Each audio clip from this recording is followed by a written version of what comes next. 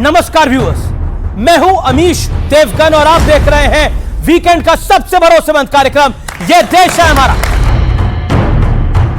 जो दलहित है इसके चक्कर में राष्ट्र का कुछ दल और नेता नुकसान कर रहे हैं। जिसने कारगिल के युद्ध में अपने इन्हीं हाथों से एक नहीं अनेकों पाकिस्तानी घुसपैठे और आतंकवादियों को मौत के घाट उतारा, तो मैं सबसे पहले इनका पैर छूकर सवाल यह है कि आर्मी पे राजनीति नहीं। आर्मी एक हमारे देश का इतना बड़ा, पर अग्निवीर पर तो राजनीति विपक्ष ने करनी शुरू करी। अग्निवीर पर राजनीति विपक्ष ने करनी शुरू करी। अग्निवीर योजना देकर देश के युवाओं को बर्बाद करना चाहते हैं। कंटोनमेंट एरिया में आपने काफी समय बिताया है, आप सिविलियन एरिया में हैं। सुनिए, जंगों में हंसे में बिताया है, कंटोनमेंट में नहीं बिताया है। अच्छी बात है। गोलियों के निशान मेरे छाती में है यहाँ और मेरे राइट साइड में है यहाँ। सेम मतलब आप एक आर्मी के रिटायर्ड मेजर जनरल से सबूत मांग रहे हैं कि तुमने लड़ाई लड़ी कि नहीं लड़ी। मैं कुछ और गोली खाई कि नहीं खाई। और देख रहे हैं ये देश है हमारा, अमीश देवगन के साथ। नमस्कार व्यूअर्स, मैं हूं अमीश देवगन और आप देख रहे हैं वीकेंड का सबसे भरोसेमंद कार्यक्रम यह देश है हमारा। कहते हैं कि राष्ट्र प्रथम, इसके बाद हम, लेकिन क्या राजनीति की चाल उल्टी हो गई है? यह देश है हमारा में आज ये सवाल हम इसलिए उठा रहे हैं, ये प्रश्न इसलिए उठा रहे हैं क्योंकि कांग्रेस के सांसद और कांग्रेस के दिग्गज नेता और पंजाब सूबे के पूर्व मुख्यमंत्री चरणजीत सिंह चन्नी ने बिना नाम लिए भरी संसद में अमृतपाल के लिए फ्रीडम ऑफ स्पीच का मुद्दा उठा डाला। अमृतपाल पर एनएसए लगाने को आपातकाल जैसा बता दिया। इतना ही नहीं, कांग्रेस के दिग्गज नेता और राहुल गांधी के राजनीतिक गुरु कहे जाने वाले दिग्विजय सिंह ने भी इस बयान के वो साथ खड़े हो गए। हालांकि कांग्रेस ने इसे एक निजी बयान बताते हुए चन्नी साहब से कन्नी काट ली, यानी पल्ला झाड़ लिया। इस बीच विजय दिवस पर, यानी कारगिल विजय दिवस पर प्रधानमंत्री नरेंद्र मोदी कारगिल पहुंचे। उन्होंने अग्निवीर के मुद्दों पर तथ्यों और तर्कों के साथ विपक्ष पर चुन चुन कर वार किया और कहा कि राष्ट्रीय सुरक्षा के इतने गंभीर मुद्दे को भी, इतने संवेदनशील मुद्दे को भी कुछ लोग पॉलिटिकल विषय बना रहे हैं, राजनीतिक विषय बना रहे हैं। जिन्होंने सेना को कमजोर करने का काम किया है वो आज हमारी सरकार पर प्रश्न चिन्ह लगा रहे हैं। इसके बाद विपक्ष ने भी पलटवार किया, लेकिन बड़ा सवाल यह है क्या वाकई राजनीति का दायरा राष्ट्रहित की लक्ष्मण रेखा को पार कर रहा है? आज इसी मुद्दे पर जनता जनार्दन के बीच, मेरे युवा मित्रों के बीच होगा वीकेंड का सबसे जोरदार कार्यक्रम ये देश है हमारा। अभिनंदन आपका ये देश है हमारा के आज के एडिशन में।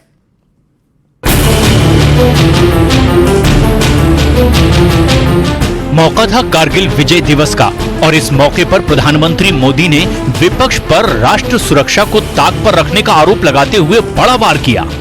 अग्निपथ का लक्ष्य सेनाओं को युवा बनाना है। राष्ट्रीय सुरक्षा से जुड़े इतने संवेदनशील विषय को कुछ लोगों ने राजनीति का विषय बना दिया है। उनका इतिहास साक्षी है कि उन्हें सैनिकों की कोई परवाह नहीं है। क्या कारगिल युद्ध में अग्निवीर थे?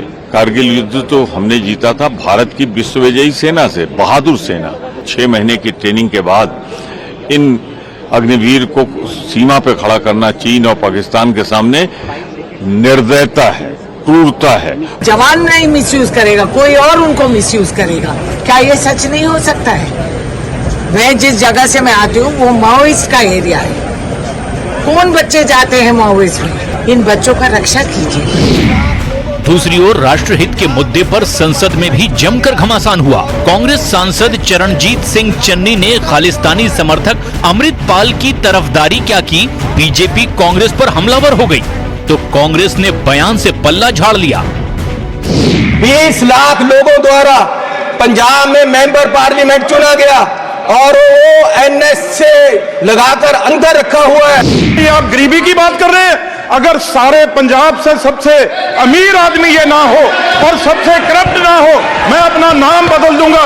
ये सबसे मीटू में, ये सारे केसों में ये सबसे करप्ट है। चन्नी साहब हमारे बड़े वरिष्ठ नेता हैं, भूतपूर्व मुख्यमंत्री हैं, सांसद हैं तो उन्होंने जो कुछ कहा सोच समझ के कहा होगा। चन्नी के अपने पर्सनल व्यूज हैं। आप लोगों ने उनको खड़े होने दिया चुनाव में, ये तो वहीं पे स्टॉप हो जाना चाहिए था कि अगर वो सेपरेटिस्ट उनकी थॉट प्रोसेस है, जो कि मैं भी कहती हूँ है, उनको इलेक्शन में खड़े होने की इजाजत किसने दी? सवाल तो होम मिनिस्ट्री पे उठता है इस देश की।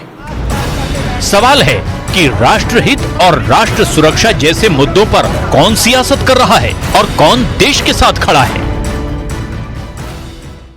और आज की चर्चा के क्या बड़े मुद्दे हैं, आपका परिचय करा देते हैं उन मुद्दों के साथ। संसद में एक खालिस्तानी के समर्थन के पीछे क्या वोट बैंक पॉलिटिक्स है? क्या यह सोची समझी रणनीति है, जैसा भारतीय जनता पार्टी और एनडीए गठबंधन समूचा कह रहा है? और कई आर्मी वेटरन्स ने भी इसका पुरजोर विरोध किया है। खालिस्तानी के समर्थन पर सिर्फ बयान से किनारा करना क्या काफी होगा? क्या इस पर कार्रवाई नहीं होनी चाहिए थी? क्योंकि दिग्विजय सिंह ने भी अघोषित समर्थन किया है चरणजीत सिंह चन्नी की बात का। अग्निवीर पर सियासी फायदे के लिए क्या डर की राजनीति, क्या मिसगाइडेंस की राजनीति को आगे बढ़ाया जा रहा है?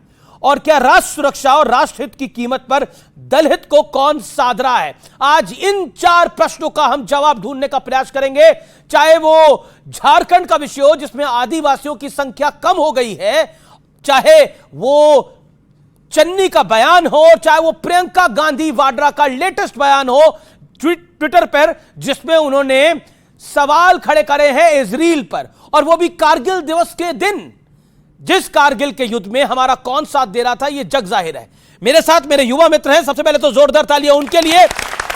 मेरे साथ आज की चर्चा में जुड़ रहे हैं के सिन्हा, आर्मी के वेटरन हैं, उनका स्वागत है। जाने माने रक्षा विशेषज्ञ, रिटायर्ड मेजर जनरल, जोरदार तालियों से अभिनंदन करिए के सिन्हा साहब का।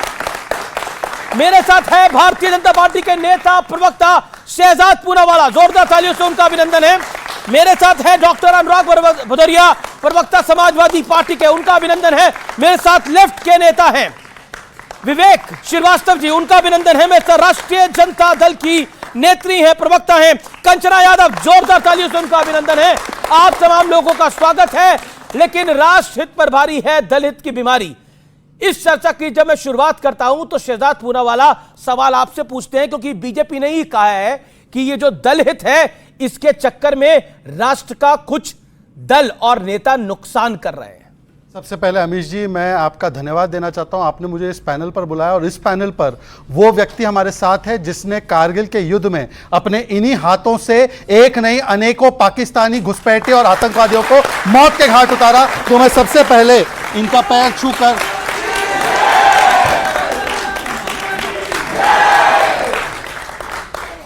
पर मुझे एक दर्द आपके सामने बयां करना है, बिना राजनीति करे। और आज मैं चाहूंगा कि आज हम लोग चीखा चिल्ली ना करें, कम से कम ऐसे व्यक्ति हमारे साथ जब हो हम अपनी अपनी बारी में बोले। मेरे तर्क गलत हो तो अपने समय में काटिए उसको।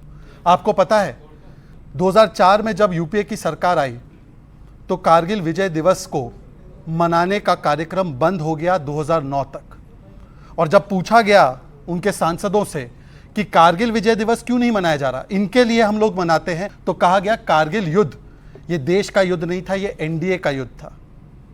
ये देश का युद्ध नहीं था, ये एनडीए का युद्ध था। आज वही दिन पर चन्नी के स्टेटमेंट आए हैं कि अमृतपाल सिंह जो भारत के टुकड़े टुकड़े करना चाहता है उसके पक्ष में बयान दिए जाते हैं। जयराम रमेश कहते हैं पर्सनल बयान है, पर दिग्विजय सिंह का बयान आपने सुना। मणिकम टगोर कांग्रेस के नेता, राजा वड़िंग जो पंजाब के कांग्रेस के अध्यक्ष है, वो कहते हैं इनका बयान बिल्कुल सही है। और प्रियंका वाड्रा ने जो अभी हमला हुआ है इजराइल पर, हमास ने जो हमला किया उसके ऊपर एक शब्द नहीं बोला, पर जिस इजराइल ने हमें इस युद्ध में, कारगिल के युद्ध में समर्थन दिया है उसको बारबैरिक कह दिया। इसका मतलब समझ जाइए कि वोट बैंक नीति कैसे राष्ट्र नीति और राष्ट्रीय सुरक्षा पर हावी होती है, इसका आपको प्रमाण यहां पर मिलता है। और उसके अलावा बाकी कुछ नहीं कहना चाहता हूं मैं आपको केवल एक आखिरी बात कहना चाहता हूं। यह सुनिए, यह बयान है एसपी के एक नेता का। अगर याकूब मेमन की जमानत हो गई होती तो शायद ये केस और अच्छा होता। इस तरफ चीजें चल रही है, बहुत डिबेट चल रही है देश के अंदर, तो हम लोगों ने समझा कि हम गवर्नर साहब से भी एक बात कहते हैं। याकूब मेमन की पैरवी करना, अफजल गुरु की पैरवी करना, कन्हैया कुमार ने नक्सलियों को शहीद बोला था, सुप्रिया शिनेत ने नक्सलियों को शहीद बोला था, परंतु इनको क्या बोला जाता है? सड़क का गुंडा। याद है कि नहीं, संदीप दीक्षित ने बोला था कि सेना के प्रमुख सड़क के गुंडे होते हैं। सर्जिकल स्ट्राइक होती है तो सबूत मांगे जाते हैं, खून की दलाली बोलते हैं। बालाकोट एयर स्ट्राइक होती है तो बोलते हैं कि चील कौवे मरे। इनके लिए सड़क का गुंडा वो है और आर्मी चीफ पाकिस्तान इनके लिए सोना मुंडा है। और इसीलिए मैं आज कह रहा हूं, कारगिल विजय दिवस क्यों नहीं मनाया गया उसका जवाब दे, और याकूब मेमन को शहीद बताना, इसके ऊपर जवाब दे, अमृतपाल पर जवाब दे। अपनी टर्न पे जवाब देंगे, अपनी टर्न पे जवाब देंगे। मैं रुक करता हूं आपका अनुराग भदौरिया। देखिए, बड़े सारे आप पे आरोप लगे, लेकिन क्या आपको लगता है कि राष्ट्रहित पर भारी है दलहित की बीमारी, और ये जो बीमारी है ये तकलीफदायक है देश के लिए? भारतीय जनता पार्टी की नीति ऐसी रही है कि जब उनको सत्ता पाना होता है तो दलों को अपने साथ ले लेते हैं, उन दलों को भी जिन दलों के बारे में कहते थे इन पे तो हजारों करोड़ का भ्रष्टाचार का आरोप है, फिर उस दल को अपने साथ मिला के उनका अपना पार्टनर बना लेते हैं, फिर महाराष्ट्र में सत्ता हथिया लेते हैं। एनसीपी के नेता के बारे में यही कहते थे ना, आज उनको डिप्टी सीएम किसने बनाया? भारतीय जनता पार्टी ने। भारतीय जनता पार्टी जिनके बारे में नीतीश जी के बारे में क्या क्या नहीं कहती थी, बाद में नीतीश जी के साथ फिर सरकार बना ली। मतलब सत्ता पाने के लिए आपको अगर पार्टियां तोड़नी भी पड़ती हैं, पार्टियों को दो भाग में बांटना भी पड़ता है, तब भी आप राष्ट्र अपना जो जनता के मुद्दे होते हैं उससे ऊपर उठ के आप सत्ता पे चले जाते हो। दूसरी बात, जहां तक कि आपने बोला कि डिफेंस की बात है, हमारे देश की सुरक्षा का मामला है, हमारे नेता आदरणीय नेताजी इस देश के डिफेंस मिनिस्टर रहे हैं, उनको बेस्ट डिफेंस मिनिस्टर का अवार्ड मिला। क्यों पता है आपको? बेस्ट डिफेंस मिनिस्टर का अवार्ड मिला था। पहले ऐसे देश के रक्षा मंत्री थे जो सियाचिन गए थे, पहले ऐसे देश के रक्षा मंत्री थे जिसने किलोमीटर तक अपने चाइना को ढकेल दिया था। पहले ऐसे रक्षा मंत्री थे जिन्होंने पहले हमारे आदरणीय जनरल साहब यहां खड़े बताएंगे, पहले जब हमारे यहां शहीद होता था हमारी सेना में कोई, तो उसका अंतिम संस्कार इनके साथी आर्मी के लोग करते थे, बाद में टोपी उनके घर भेजी जाती थी। सही है गलत आप हमें करेक्ट कर दीजिएगा। लेकिन रक्षा मंत्री हमारे आदरणीय नेताजी ने कहा नहीं, ऐसा नहीं होगा, कानून बदला। उन्होंने कहा कोई भी अगर शहीद होगा उसके घर ये जी ब्यूरोक्रेट जो है एसपी डीएम होता है उसको लेके पार्थिव शरीर उनके घर जाएगा। ये हमारे आदरणीय नेताजी ने किया था। ये हम रक्षा का ये हम लोग हैं जो आर्मी का सम्मान करते हैं, जो कि मेरे फादर खुद आर्मी में रहे, इसलिए मैं आर्मी का मुझसे ज्यादा कोई नहीं जानता हूं। आदरणीय हमारे जनरल साहब खड़े, उनसे भी ज्यादा आर्मी के बारे में कोई नहीं जानेगा। सवाल यह है कि आर्मी पे राजनीति नहीं होनी चाहिए। आर्मी एक हमारे देश का इतना बड़ा, पर अग्निवीर पर तो राजनीति विपक्ष ने करनी शुरू करी। अग्निवीर पर राजनीति तो विपक्ष ने करनी शुरू करी कि नहीं करी? बिल्कुल। Point number 1। पॉइंट नंबर 2, आपने बोला कि हम बहुत सम्मान करते हैं, लेकिन याकूब मेमन का कौन सा सम्मान, कौन सम्मान कर रहा था? अबू आसिफ आजमी ने बोला कि इसको बेल मिल जाती। जिस व्यक्ति को फांसी हुई है उसको बेल दिलवाकर क्या हासिल करना चाहते थे? मैं बोलूं ना, आपने पहला अग्निवीर बोला जी। आप चाहते हैं देश का युवा, उसको आप 4 साल की नौकरी देना चाहते हैं। एक लोकसभा का सदस्य 5 साल के चुना जाएगा, चाहे उम्र उसकी कुछ भी हो। अगर राज्यसभा का है तो 6 साल के लिए चुना जाएगा, लेकिन युवा 18 साल, उसको 4 साल की नौकरी देंगे आप। क्यों देंगे भाई 4 साल की नौकरी? किस बात की 4 साल की नौकरी देंगे? नौकरी भी देंगे तो उसमें क्या आप उनको पेंशन देंगे? नहीं दे रहे हैं आप। क्या उनको कैंटीन की फैसिलिटी मिलेगी? नहीं मिलेगी। तो आप चाहते क्या उससे? उसको नौकरी क्यों नहीं उसकी देना चाहते? उसको नौकरी ज्यादा से ज्यादा की क्यों नहीं होनी चाहिए? परमानेंट नौकरी क्यों नहीं होनी चाहिए? क्या उसने गुनाह किया है कि युवा है इसलिए उसको 4 साल की नौकरी देंगे? ये हमारी मांग है कि नौकरी का बड़ा पॉइंट बोल रहे हो, हमारी नौकरी दीजिए, लेकिन उनकी लेकिन मैं मानता हूं कि सेना में जब आप कार्यरत होते हैं तो वो नौकरी नहीं होती, वो देश प्रेम होता है। और कोई किसी सैनिक का सम्मान जो है वो यहां पर बहुत सारे लोग नौकरी करते होंगे और करेंगे आगे, मैं उसको नौकरी मानता हूं, लेकिन सेना के कार्य को मैं नौकरी नहीं मानता। ये मेरा अपना विचार है। मेरा अपना विचार है। शहजादपुरा वाला, you make your point. Anurag ji के भावों का मैं बड़ा सम्मान करता हूं और इनके पिताजी ने भी आर्मी में सेवा दी है, तो मैं उनका भी पैर छूता हूं, उनके पिताजी का भी पैर छूता हूं। पर मैं पूछना चाहता हूं अनुराग से, सपा के प्रवक्ता से नहीं, सेना के एक सैनिक के बेटे के हैसियत से, कारगिल विजय दिवस 4-5 साल तक नहीं मनाया गया, उस पर आप चुप रह गए साहब। मेरी ऐसी क्या गलती रही कि मैंने आपसे इतना गंभीर सवाल पूछा? और उस यूपीए की सरकार पे कौन थी बैसाखी पता है? ये समाजवादी पार्टी थे। तो समाजवादी पार्टी चाहती तो उस समय सेना को सम्मान मिलता। दूसरी बात, ओआरओपी 50 वर्ष तक नहीं मिला, सेना को ओआरओपी नहीं दिलवाया इन्होंने। नेशनल वॉर मेमोरियल 70 साल तक नहीं बना, इन्होंने नहीं बनवाया, पर छोड़ देते हैं। मैं सिर्फ एक सवाल आखिरी पूछकर छोड़ना चाहता हूं। चन्नी ने अमृतपाल सिंह जो भारत के खंड खंड करना चाहता है उसके लिए बयान दिया और कांग्रेस के नेताओं ने समर्थन किया। साहब, आप संविधान लेकर इधर उधर घूमते हैं, बताइए ये संविधान के साथ है या कांग्रेस पार्टी से? आप जैसे देश प्रेमी रिश्ता क्यों नहीं तोड़ते? आप अजीत पवार पर चले गए, आप कहां चले गए, परंतु एक बार नहीं बता पाए कि चन्नी ने अमृतपाल सिंह की यहां पर वकालत की। कांग्रेस पार्टी पर आपका क्या स्टैंड है, बताइए एक बार।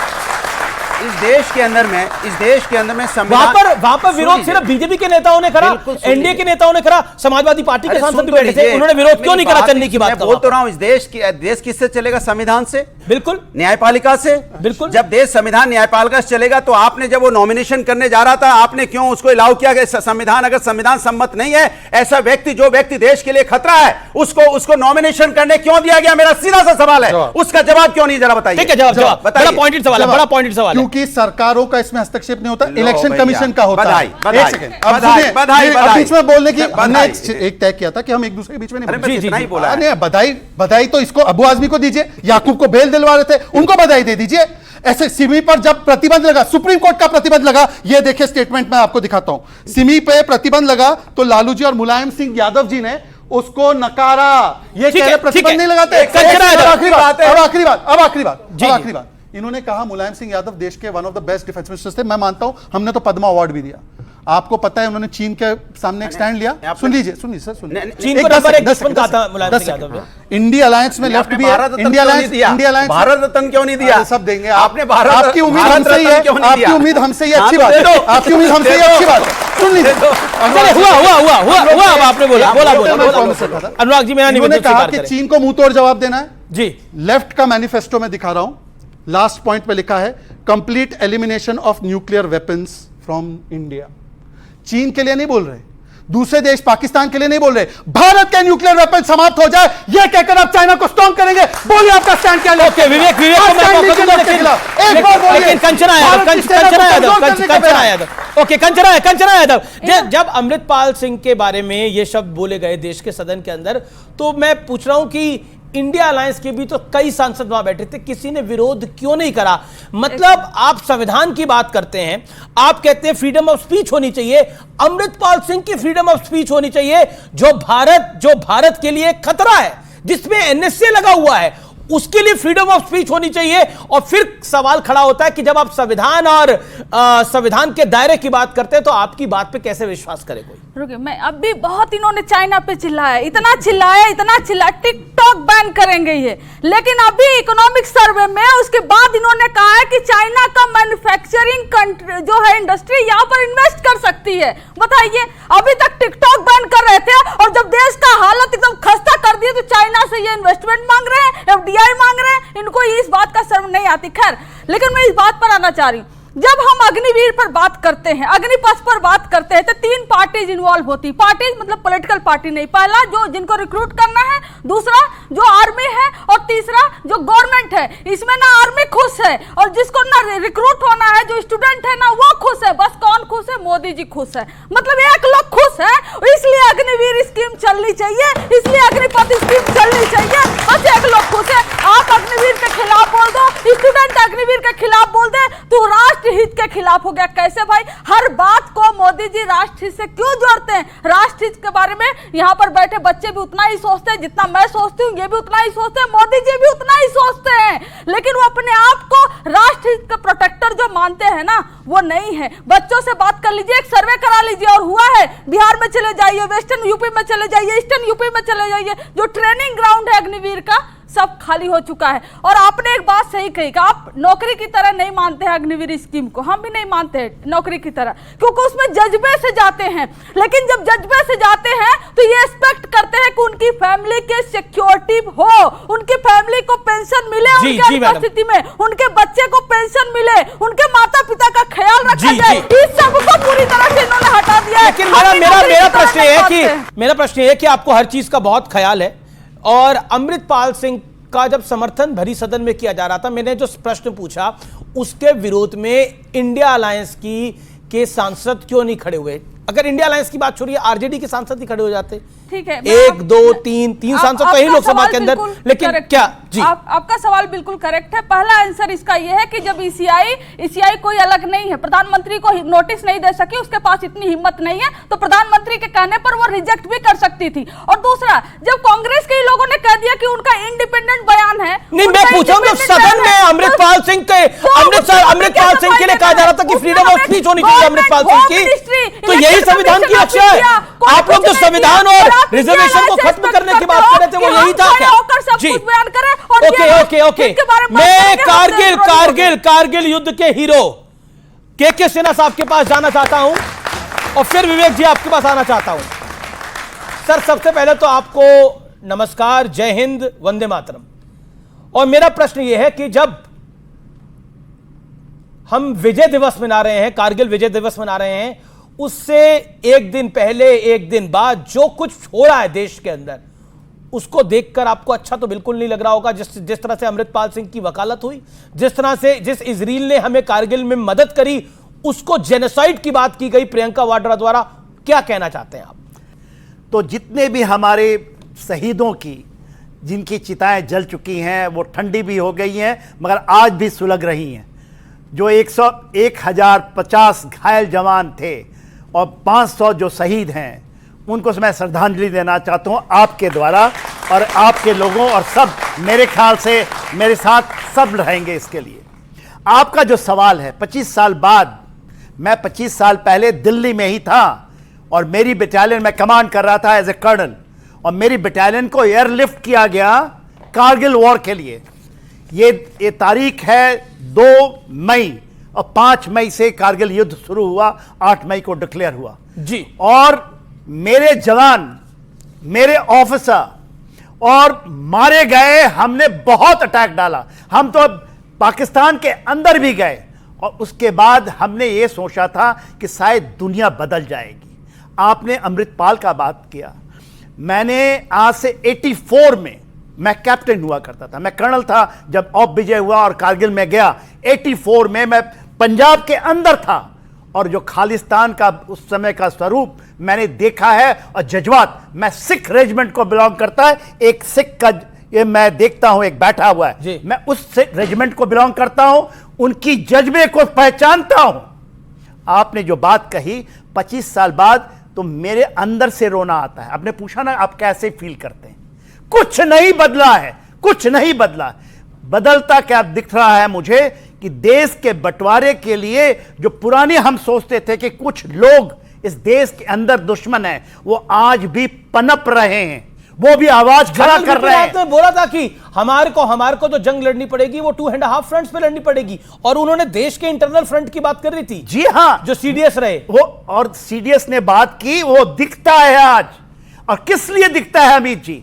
छोटी एक कुर्सी के लिए, एक कुछ अपने लिए, जो कहते हैं ना, जो ताल ठोक के कहते हैं कि यहां पर बड़ी बड़ी बातें करते हैं कि देश के लिए करेंगे, और अग्निवीर ऐसी स्कीम, ये कारगिल के युद्ध के बाद की निकली हुई जितनी भी कमजोरियां हैं, उसका आप देखते हैं। अग्निवीर सुब्रमण्यम कमेटी की रिपोर्ट पढ़िए, मैं उसके अंदर में एज ए विटनेस बहुत चीजें लेके गया था कि हमें यूथ चाहिए, यंग चाहिए, हमें खून खौलता, क्योंकि कारगिल की लड़ाई यंग जवानों ने जीती। ये बड़ा इंपॉर्टेंट फैक्टर है। विवेक से मैं राय लेता हूं। विवेक जी विवेक से बात। देखिए जनरल साहब, पहली चीज तो ये है, कंटोनमेंट एरिया में आपने काफी समय बिताया है, आप सिविलियन एरिया में हैं।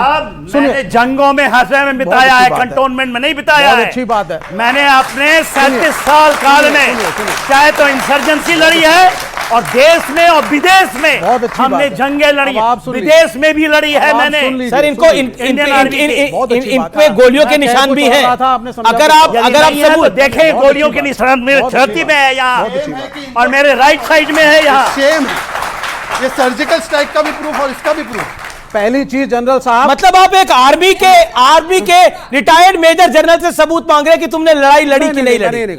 मैं कुछ उसने गोली खाई कि नहीं खाई? की कैसे बात कर ली साहब? मुझे कहा कंटोनमेंट की कैसे बात कर ली? मैं नहीं कंटोनमेंट में हम पर सर डिसिप्लिन से सुनिए करते हैं, आज डिसिप्लिन से सुनिए, तैयारी करते हैं। मैं कुछ और रहा था, आप डिबेट कहीं और ले आए। अरे एक सेकंड, फिर मैं अगर कहूंगा कि रूलिंग पार्टी को बैकिंग दे रहे हो, विवेक जी फिर आप शर्मिंदा क्यों करेंगे? फिर आप शर्मिंदा क्यों मैं करेंगे? देश को बैकिंग दे रहा हूं, देश को। तो सुनिए फिर आप पहले देश के एक मिनट 140 करोड़ जनता पहली को। चीज, ये फौज हमेशा थी इस देश में, आर्मी शुड बी सल्यूटेड, लेकिन ये कहना कि कांग्रेस के रूल में आर्मी नहीं थी, तीसरे मोर्चे के समय आर्मी नहीं थी, किसने कह दिया? और 2014 के बाद से आर्मी का जन्म हुआ है, इससे मैं सहमत नहीं हूं।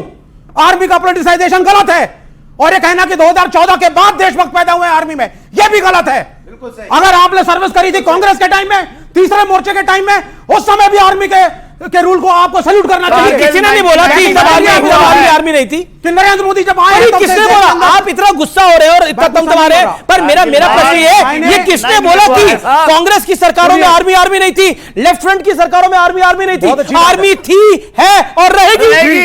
इसलिए आर्मी को आप नहीं दिख रहा है साहब। ये प्रश्न, मैं मौका दूंगा आपको, मैं मौका दूंगा आपको।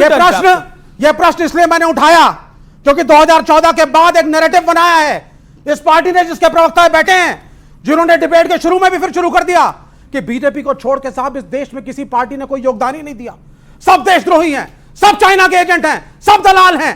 ये नैरेटिव ये बनाने बैठे हैं, हम देशद्रोही हैं, हम सब देशद्रोही हैं इनके हिसाब से। एक नरेंद्र मोदी देशभक्त, एक शहजाद पूनावाला, इनको शर्म नहीं आती है।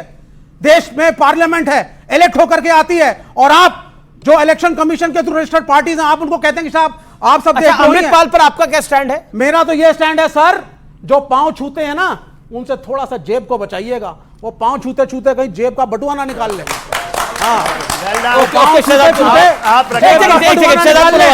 ये आर्मी सुन लीजिए, जेब का बटुआ कैसे निकाला? अच्छी खासी मैं जवाब देना अच्छा खासा चल रही थी, लड़कों को नौकरी मिल रही थी, बच्चे इंडिया की तैयारी कर रहे थे, सीडीएस की तैयारी कर रहे थे, जवान भर्ती हो रहे थे, 4 साल का ले आए। ठीक है, आपने विवेक जी, यू मेड योर पॉइंट, और शहजाद पूनावाला 40 सेकंड। मैं हमेशा 2-3 बार आपके शो में कहा है कि ये मेरा दुर्भाग्य है कि मैं कभी ये नहीं कह सकता कि मैं सनातनी पैदा हुआ, हालांकि सनातनी संस्कृति को अपनाता हूं। पैर छूना सनातनी संस्कृति, इस्लाम की नहीं है, पर पैर छूने को बटवा मारना, मतलब एक हिंदू संस्कृति को, सनातन संस्कृति को बटवा मारने से तुलना करना। सलाम बोलते हुए बटवा मारा ये नहीं बोलेंगे, सलाम करते हुए बटवा मारा नहीं बोलेंगे। हिंदुओं के प्रति अब मुझे गाली दीजिए तो मेरी सनातन संस्कृति को नहीं देंगे, नहीं देने दूंगा मैं, नहीं देने दूंगा। 1000 शहजाद मर जाएंगे पर ये सनातन संस्कृति को गाली नहीं देंगे। मैं अपनी बात करूं, मैंने किसी के बीच में, आपने किसी के बीच में बोला। आपको देखिए, एक बार अगर कोई किसी के पैर छूता है तो मतलब वो उसको बटवा मार रहा है, मुझे लगता है ये पैर छूना क्यों बीच में आ गया? बस पैर छूना, आप वैसे आप अटैक करिए। मैं किसी के बीच में नहीं बोला, मुझे अपनी बात रखनी है, लेकिन नियत खराब है। बड़े हैं, सबको लंबी नौकरी से बड़े हैं। आपको पता है जब 62 का युद्ध हुआ इंडिया चाइना का, तब लेफ्ट के एक नेता है, उन्होंने खून देने की बात की भारत की सेना को, और जब खून देने की बात की तो कम्युनिस्ट पार्टी ने उसे अपने पद से हटा दिया। यदि मैं झूठ बोल रहा हूं तो सच बताइए, यदि मैं झूठ बोल रहा हूं तो सच बता दीजिए। मात्र 5 मैं विवेक जी से सिर्फ इतना कहता हूं, आज आप देशभक्त है ना, इसका प्रमाण दे दीजिए कि न्यूक्लियर वेपन खत्म होना चाहिए, नहीं होना चाहिए। पहली चीज यह है, देशभक्ति का प्रमाण युद्ध नहीं होता हमेशा। मुलायम सिंह यादव जब डिफेंस मिनिस्टर थे, सबसे बड़ी उपलब्धि उस डिफेंस मिनिस्टर की, हम उन्हें बुलाते थे अजय भवन में, वर्धन साहब की मेमोरियल मीटिंग हुई, एक वीआईपी के रूप में मुलायम सिंह यादव जी को हम लोगों ने इनवाइट किया। उनकी सबसे बड़ी उपलब्धि थी, उन्होंने चाइनीज सरकार के साथ बैठ करके कहा कि जवान आपके भी हैं, जवान हमारे भी हैं, लड़ते हैं और मरते हैं, आपस में मुठभेड़ हो जाती है तो बॉर्डर के इतने किलोमीटर उस तरफ और इतने किलोमीटर इस तरफ आपको मुलायम शस्त्र अलाउड नहीं होगा। आपको मुलायम सिंह, और इसीलिए मुलायम सिंह यादव का सिर्फ जो आपके दफ्तर में आए वो बयान याद है मुझे, मुलायम सिंह यादव का वो बयान याद है जो उन्होंने मेरे माइक पे दिया था, जब मेरा चैनल कोई और था, लेकिन उन्होंने मेरे माइक पे बांध दिया था कि चाइना हमारा दुश्मन नंबर 1 है। बिल्कुल, उसमें मैं नहीं कह रहा, मैं कह रहा हूं एज अ डिफेंस मिनिस्टर अगर आपको किसी के परफॉर्मेंस को रैंक करना है तो ये वो डिफेंस मिनिस्टर था जिसने बोला कि बॉर्डर के इतने किलोमीटर आदरणीय नेताजी अलाउड नहीं होगा, इसीलिए जब भारत और चाइना के बीच में जवानों की मुठभेड़, ये न्यूक्लियर वेपन, ये नेताजी ने कब बोला? एक सेकंड, ये नेताजी ने कब बोला कि न्यूक्लियर वेपन इंडिया को नहीं रखने चाहिए? ये कब बोला था? बताइए। नहीं बोला उन्होंने, आपने बोला ये इनसे न्यूक्लियर बोला था कि न्यूक्लियर वेपन नहीं रखने चाहिए? कभी नहीं बोला उन्होंने, हमेशा। अब ऑडियंस सवाल क्या है? बोलिए क्या सवाल आप? क्या समाजवादी पार्टी और इंडिया अलायंस को कांग्रेस के पीछे ऑपोजिशन चलाने की आदत हो गई है?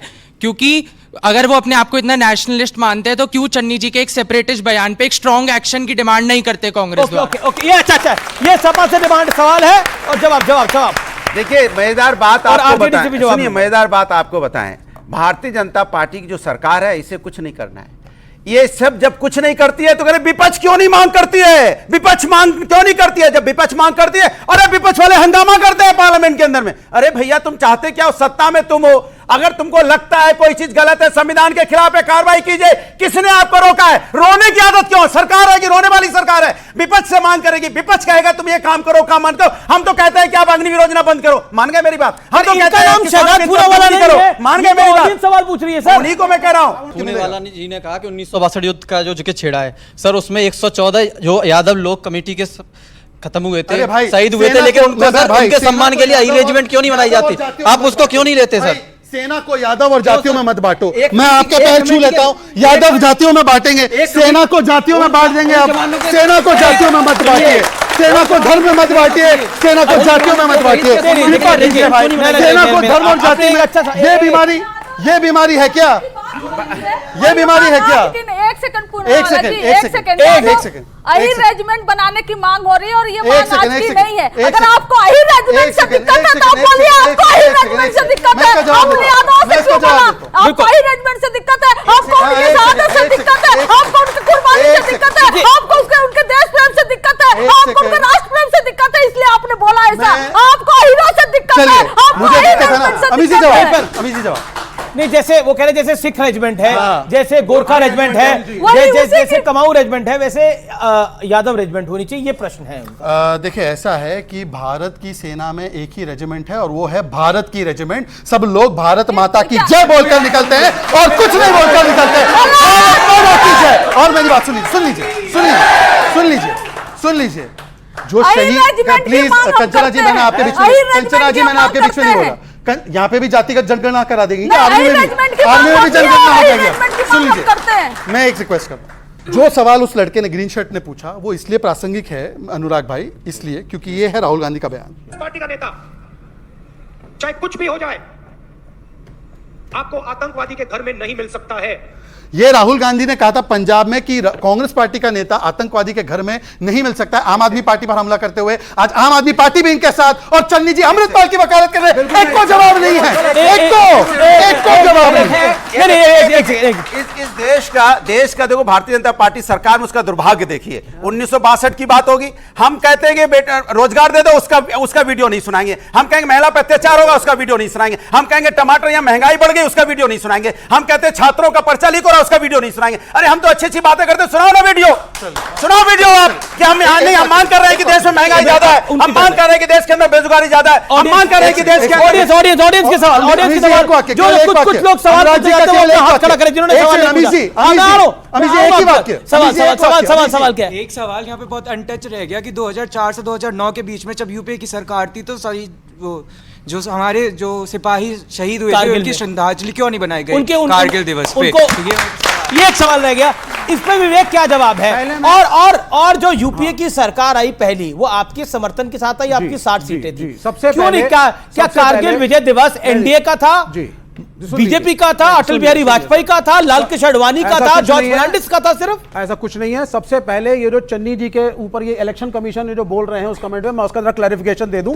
इंडिया अलायंस का और कांग्रेस का कोई भी घटक दल, कोई भी party anti national, separatist, Khalistani नहीं है, ना समर्थन करती है। पहली चीज। जयराम रमेश का क्लैरिफिकेशन है, चन्नी जी का व्यक्तिगत बयान था। फिर भी आप मुझे एक बात बताइए, इलेक्शन कमीशन ने, इन्होंने कहा साहब सरकार के ऊपर, सरकार की कोई गलती नहीं है, इलेक्शन कमीशन ने उसको टिकट दिया, अप्रूव किया और लड़ने दिया। इलेक्शन कमीशन को देना पड़ा क्योंकि एनआईए ने 1 साल जेल में रखने के बाद भी चार्जशीट नहीं दायर करी है जानबूझ के, जिससे बीजेपी अमृतपाल को आने वाली पंजाब की पॉलिटिक्स में मैनिपुलेट कर सके। ये क्या आरोप लगा रहे हैं आप? ये आप बड़ा आरोप लगा रहे हैं। आपको बीजेपी के बाद जाना पड़ेगा और मैं किसी भी इंतजार कर रहे हैं। एक वाक्य का एक जवाब। एक second. Where is the charge sheet? Sir, मैं इसका अमीर जी देखे शो का रूल टूट रहा है। अमीर जी देखे अगर ऐसा करना है, अमीर जी मैंने आपसे रिक्वेस्ट किया था। इन्होंने कहा कि चार्जशीट क्यों नहीं फाइल हुई है, इसलिए नहीं हुई है क्योंकि पंजाब पुलिस का ये मामला है। ये पंजाब पुलिस का मामला है, आम आदमी पार्टी की सरकार है। ये गलत है। अब दूसरी बात, आपने इतना गंभीर आरोप लगाया, जवाब तो सुनेंगे आप अपने टाइम पे। जवाब सुनना चाहिए कि नहीं सुनना चाहिए? जिनको लगता है कि एक-एक करके बोले वो हाथ खड़ा करे। सर दूसरी बात, सब एक-एक करके बोले, ऑडियंस भी यही जाती है और टीवी की ऑडियंस भी यही जाती है और डिजिटल ऑडियंस भी यही जाती है। मैं विवेक जी से, अनुराग जी से और कंचना जी से फिर से रिक्वेस्ट कर रहा हूं, आप अपनी बातों में अपने शानदार तर्क रखिए, मेरी बात में मत हस्तक्षेप कीजिए, मैं भी नहीं करूंगा। देखिए उधर एक है, इधर 3 है, फिर भी आप उनको 40। ये क्या, देखिए मेरा एक सवाल बोल रहे हैं, आप तो मेरी व्यक्तिगत मित्र भी हैं, आप ऐसे करेंगे? आप तो मेरी अच्छी दोस्त है। चलिए छूना शुरू कर देना। चलिए देखिए, राजनीति में दोस्ती नहीं हो सकती, राजनीति में दोस्ती नहीं हो सकती, राजनीति में अच्छे रिश्ते नहीं हो सकते क्या? मैं अपनी बात रख रहा हूं और मैं देखिए, मैं कभी भी कर्टेसी को नहीं तोड़ता हूं, इनको तोड़ने तोड़े, पर मैं अपनी बात ईमानदारी से रखूंगा, संस्कारी भी हूं, पैर भी छूंगा और कर्टेसी से भी रखूंगा। मैं सिर्फ इतना कह रहा हूं कि ये लोग कह रहे हैं ना कि आतंकवाद का जवाब कैसे देना चाहिए। एक जवाब मनमोहन सिंह ने भी दिया था, मुंह बंद रख के 26/11 जब हुआ तो राहुल गांधी तो पार्टी कर रहे थे उस समय पर, और उस समय पर 26/11 के बाद पाकिस्तान को मोस्ट फेवर्ड नेशन दिया। आज मोदी जी है, उरी होता है, बालाकोट करते हैं, सर्जिकल स्ट्राइक करते हैं और एमटीजे मुंह तोड़ जवाब स्टेटस देते हैं। हम लोग सेना को कहते हैं कि खुली छूट है। मैं सिर्फ एक सवाल पूछता हूं कि क्या चाइना के, एक सेकेंड, चाइना के साथ गलवान में जवाब दिया गया, फिर भी कंचना जी ने क्या बोला? टिकटॉक बैन किया। इतना बड़ा अपमान हमारे सैनिकों का जिन्होंने गलवान में हड्डी तोड़ पराक्रम दिखाया, पर वो कहते हैं कि टिकटॉक के अलावा कुछ नहीं किया, कुछ नहीं किया। और कंचना जी, मैं आपसे सवाल पूछना चाहता हूं, एक सेकेंड, आखिरी सवाल है मेरा। कंचना जी, आपने तो बड़ी बातें की ना चाइना के विषय में। एक पार्टी का चाइना के साथ एमओयू है और इसने चाइना का चंदा भी लिया है, चाइना का धंधा भी किया है और चाइना का झंडा उठाता है। बोलिए क्या स्टैंड है आपका? कंचना यादव, मैं आपको मौका दूंगा। देन के सिन्हा, देन अनुराग जी। प्रधानमंत्री नरेंद्र मोदी जी हैं जो शहीदों के नाम पर वोट मांगते हैं। ये प्रधानमंत्री नरेंद्र मोदी जी हैं जो चाइना हमारे देश में घुसकर अरुणाचल में गांव बसाता है, सड़कें बनाता है और कहते हैं कोई नहीं घुसा। ये प्रधानमंत्री नरेंद्र मोदी जी हैं। सर, मेरा आपसे एक सवाल है, मतलब ओपिनियन भी है कि आप सबसे ज्यादा कौशल की जरूरत मुझे लगता है आर्मी में ही होती है, क्योंकि आपको देखकर, आपके काम को सुनकर मैं आपसे पूछ रही हूँ। 6 महीने की ट्रेनिंग, सिर्फ 6 महीने की ट्रेनिंग आपको लगता है कि उस कौशल को दे देती है? आज 4 साल की नौकरी में है। आपसे मैं पूछ रही हूँ, कितने लोग उसमें मारे जाएंगे, कितने लोग उसमें शहीद होंगे? आपसे मैं पूछना चाहती हूँ। मेजर जनरल रिटायर्ड के सिन्हा, प्रश्न ये है, एक तो बार बार ये चाइना की बात आती है कि चाइना ने हमारी इतने गांव कब्जा कर रखे हैं, अपने फलाने एरिया तक चाइना आ गया है, और अब जो कंचना जी का सवाल है, एक अच्छा सवाल है, इसका जवाब। बहुत जवानों के साथ जाकर मैं यूनिट से वापस आया हूं, सीओ सारे खुश हैं अग्निवीर से, क्योंकि अग्निवीर हमें यूथ देगा, अग्निवीर ऑपरेशनल रिक्वायरमेंट को पूरा करेगा। 6 महीने में ट्रेनिंग पूरी हो जाती है 100%। 9 महीने की ट्रेनिंग के बाद हम ऑफिसर बनाते हैं, उसमें 2 महीने की छुट्टी होती है जी। तो ये 6 महीने का जो हमारे के जवानों की जो रेजिमेंटल ट्रेनिंग है वो भी 9 महीने की है, उसमें 2 महीने वो छुट्टी जाता है, तो तकरीबन 7 महीने। ये 6 महीने में एक दिन छुट्टी नहीं है। देखिए ये सब चीजें, देखिए सेना को छोड़ दीजिए ना, यदि इसकी जरूरत होती। आपने उनसे सवाल पूछा, जवाब दे रहे हैं। देखिए ये हमारे अधिकारियों को छोड़ दें, आप उनको जितना शार्प ट्रेनिंग करेंगे उतना ही अच्छा होगा। हम एनडीए में 3 साल ट्रेनिंग करते हैं, 3 साल, क्योंकि हम पढ़ते हैं, हमें ग्रेजुएट बनाया जाए, फिर IMA में 1.5 साल, तो ये कहिए कि सबसे अच्छा मॉडल ऑफिसर की मैं जूनियर कमीशन ऑफिसर की बात करिए जिनको सिर्फ 6 महीने की ट्रेनिंग मिलती सुने है। श्रीलंकन आर्मी को LTT के हमने 2 महीने में तैयार किया, 2 महीने में। मैं फॉरेन के 7 आर्मी में ट्रेनिंग करता हूं, कहीं भी ट्रेनिंग 5 से 6 महीने से ज्यादा नहीं है और जरूरत नहीं है साहब। और ये जो सवाल है कि चाइना ने हमारा कब्जा कर रखा है, हमारे घर में घुसा पड़ा है। 1 इंच जमीन यदि चाइना छू लेगे ना तो मैं यहां जिंदा नहीं रहूंगा, मैं वहां खड़ा मिलूंगा। 1 इंच जमीन नहीं गई अमेश जी, मैं आपको ताल ठोक के बताता हूं। हम डोमिनेटिंग हाइट में है, चाइना कहीं भी हमारे पास नहीं है। जी आपने डोमिनेटिंग हाइट में। हाँ सर, आप मेरे साथ रहिए 5 सेकंड। सर अच्छी बात है, इन्होंने कहा कि हमने अच्छी बात है कारगिल आप लड़े, आप गलवान में लड़े। सर मेरा एक सीधा सवाल है, जी हाँ बोलिए। देश के अंदर सर जो मेडल जीतने वाली महिलाएं हैं, जब उनको घसीटा गया तब ये कहाँ थे? मणिपुर में बेटियों के साथ ये हुआ तब कहाँ थे? माने हमारे यहाँ पे दलित कौन कर रहा है? हो जाता है। एक सेकंड, अनुराग, ये दलित कौन कर रहा है? दलित कौन कर रहा है? भारतीय जनता पार्टी के अलावा कौन कर सकता है? वो देखिए, सुनिए भारतीय जनता पार्टी के अलावा कौन कर सकता है? अभी भी देखिए इनका उत्तर प्रदेश की हालत देख लीजिए। एक डिप्टी सीएम वहां से रोज जहाज पकड़ के दिल्ली आते हैं, वो सोचते हैं कैसे मेरे यहाँ नाम के आगे डिप्टी हट जाए, और एक सीएम साहब वहां गाड़ी लेके दौड़ रहे हैं, वो सोचते हैं कैसे हम बने रहें। फिर जनता बेचारी देख रही, बारिश हुई, हम कहां जाएं? अभी कंचना जी ने गंभीर आरोप लगाया, उन्होंने बोला कि अरुणाचल में गांव बसा है, ये उन्होंने बोला, वो अपने समय पे ठीक कर दे अगर मैं गलत बोल रहा हूं तो। बात तो सही है, एक न्यूज रिपोर्ट छपी थी कि एक गांव बसा है, उस रिपोर्ट में हेडलाइन तो उन्होंने पढ़ ली, आगे लाइन पता है क्या लिखी थी? दो this area of Indian territory road का भी बता दीजिएगा। बीच में नहीं बोले, किसी के भी नहीं बीच में बोले। नाराज मत होइए, बता दीजिए। ठीक है, नाराज क्यों होंगे? मैं तो अपने देश की सेना का अपमान नहीं सहन कर सकता। ये कर सकते हैं बिना सच जाने? मैं सच बताऊं ना बताऊं, आप बताइए। मैं सच बताऊं ना बताऊं? सच बताऊं ना बताऊं? सच बताऊं ना बताऊं? सच बताऊं ना बताऊं? बताओ जी। वो गांव जो बसने की रिपोर्ट थी, उसमें आगे की लाइन में लिखा था कि ये गांव 1959 से चाइना के कंट्रोल में है, मतलब अक्साई चीन की तरह कांग्रेस ने ये गांव गंवाया था। आज आरजेडी बताया कि कांग्रेस की साथ क्यों बैठी है।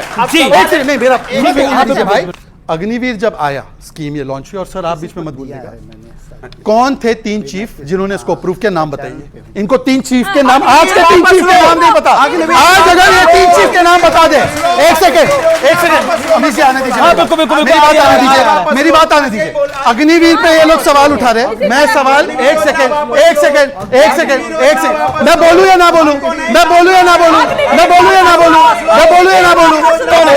अब देखिए विवेक जी गूगल कर रहे हैं, विवेक जी अभी गूगल कर रहे हैं, विवेक जी अभी गूगल कर रहे हैं। एक सेकंड क्या तरीका है भाई? ये क्या तरीका है? क्या तरीका है? पीछे ओके। अग्निवीर राष्ट्र हित में जरूरी है, जनहित में जरूरी है। ओके। अब एक बात मैं इसलिए कह रहा हूं क्योंकि अग्निवीर मोदी जी और राजनाथ जी ने नहीं, उन 3 सेना प्रमुखों ने तय की थी, उनको उनका नाम तक नहीं पता। यहाँ पर शहजाद को गाली देने से कुछ नहीं होगा। सुनिए उस भाई की बात, सुनिए। अच्छा, आप अपनी बात को पूरा रख लीजिए, आपको भी मौका दे रहा हूं, अब मैं ऑडियंस को मौका दे रहा हूं। पहला अग्निवीर कौन था? ये भी पूछा गया, और 3 चीफ कौन थे? वो था। ओके। हमारे देश में आतंकवादी गतिविधि होती रहती है, आतंकवादी अटैक होते रहते हैं। देखिए हम कोरोना काल 2 साल तक झेले, आज तक जो है उससे भूले नहीं है, और इस तरीका का अटैक होते रहेंगे तो अग्निवीर जो है ना, हर घर में एक बच्चा निकलेगा, देश को सुरक्षित करेगा, मजबूत करेगा, ये जरूरी है। और वो कह रहे थे कि प्रणाम नहीं करना चाहिए, प्रणाम करते करते पॉकेट काट। एक कैसी बात करते हैं? अरे हमारे श्री राम प्रभु कहते थे कि प्रातः काल उठ के रघुनाथा, माता पिता गुरु ना वही माथा। श्री राम प्रभु प्रातः काल उठ करके और सबसे पहले अपने माता पिता और गुरुजनों का प्रणाम कर करके, और वो हमारा संस्कृति, हमारा पहचान है। जी आपने बड़े। मैं यादव जी से पूछना चाहता हूं आपसे कि आप जो अग्निवीर, आप, हाँ बिल्कुल, क्योंकि आप रेजिमेंट का मांग करेंगे तो मैं बोलूंगा। मैडम ऑडियंस से क्यों लड़ रहे हैं? आराम से आप अग्निवीर का उल्टा मतलब समझ रहे हैं। आपको लगता है कि सेना में जाने वाले वीर होते हैं, उनके घर में आग लगाने का काम आप कर रही हैं। सुनिए और सुनिए, अग्निवीर का जब अग्निवीर योजना आया हुआ था तो आपके कहने के बदौलत आपके पार्टी के बहुत सारे लोग मिले हुए थे जब ट्रेन जलाया जा रहा था लोगों में। उसके बाद अच्छा, आप अग्निवीर में जाना पसंद करेंगे? बिल्कुल जाना पसंद करेंगे। मेरे छोटे भाई, तुम कब जा रहे हो सेना में? 4 साल की नौकरी करने तुम कब जा रहे हो? नहीं, मेरे छोटे भाई से रिक्वेस्ट है कि वो कब जाएंगे। ठीक है, अब बीच में नहीं, ये गलत है, पीछे जी। और एक और क्वेश्चन में सुनिए, आप भी सुन लीजिए, मैं आपको बताना चाह रही हूँ।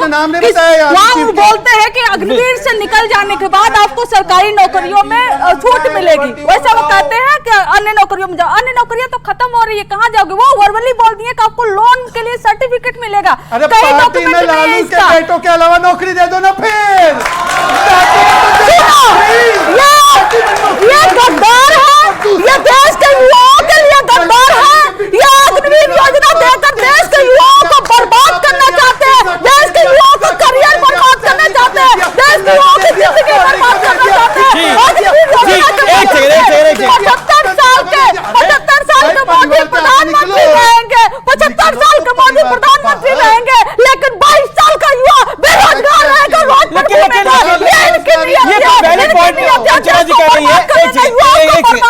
आप अपनी जगह पे जाइए।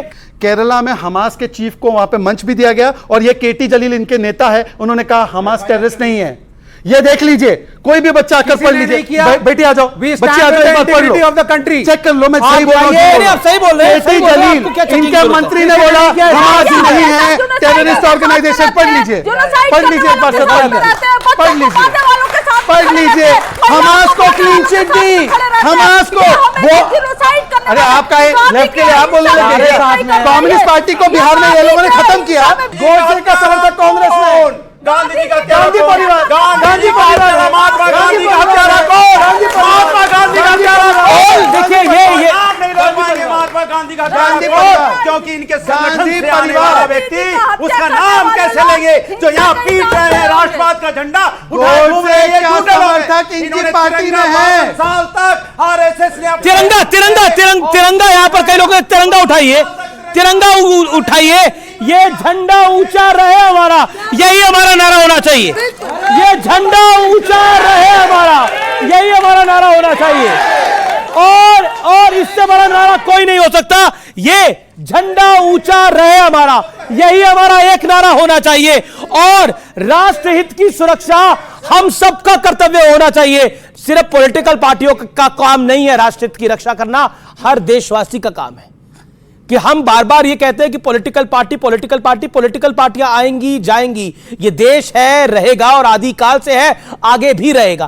प्रश्न ये है कि आखिरकार हमें देश के साथ खड़े होना है, ये सबसे बड़ा पॉइंट है, इससे बड़ा कुछ नहीं है। तो फिलहाल आज के ये देश है हमारा के एडिशन में इतना ही।